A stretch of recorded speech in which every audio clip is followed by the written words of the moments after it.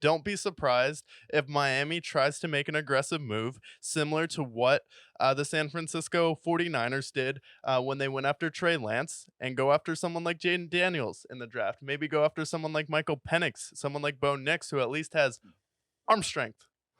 Yeah, honestly, and I don't think it's a bad idea at all. You think about it, if you're going to package Tua in a trade here, maybe a team like the Commanders are interested. A team that has a pick at number 2, maybe they're indifferent on Drake May, Jaden Daniels, or these other guys that could fall there. Why not make a leap where you know you're going to get a franchise guy, Tua Tagovailoa? You can get him there. He'll be good for you. He'll be solid. I think that he can go elsewhere and still succeed. Yeah. But I think that when it comes to the Dolphins, with how much they've pushed the chips into the table, saying, trading a bunch of picks for whether it be for Bradley Chubb or Tyreek Hill or all these other guys that they've moved up, Jalen Ramsey, all these trades Yeah. that they've made, they're in a situation like the Rams have been where they've traded all this draft capital to build a winning roster. And Mhm. now the ultimate drawback that you have right now is your quarterback. Yeah. The Rams, what they did, they went out and they got Matthew Stafford.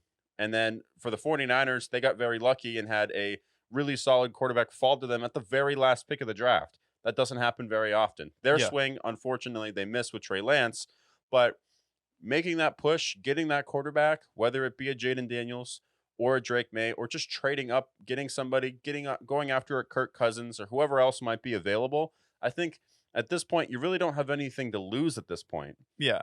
with And them. I would say too, if the Miami Dolphins stick with Tua and it's because of Mike McDaniels and he wants to stick with Tua and roll with the same team, then Mike McDaniel should go down with the shift. If he wants to move Tua and he's of the opinion that maybe we should move off this quarterback and go a different direction because this is not someone we can afford to pay $35 million with all the pieces we need to keep on this team. Christian Wilkins, his payday is coming up on their defensive line, and he played outstanding in that Buffalo Bills game, and he's the best player on defense for them. Are we keeping Jalen Ramsey, Tyreek Hill? We're going to have to pay Jalen Waddle eventually. It's like, okay, someone's going to want to pay any of those guys a bag. Can we really afford to pay Tua?